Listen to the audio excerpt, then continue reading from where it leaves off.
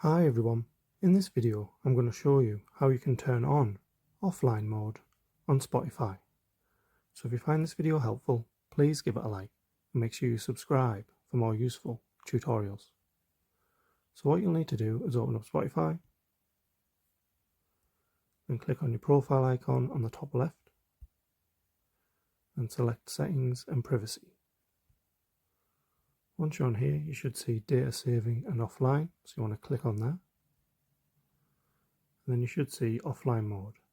And this will just let you know it will disable internet access to limit data consumption. So obviously all you'll need to do is just toggle that on, and it will let you know underneath this must go back online in 30 days. So that's how you can turn on offline mode on Spotify.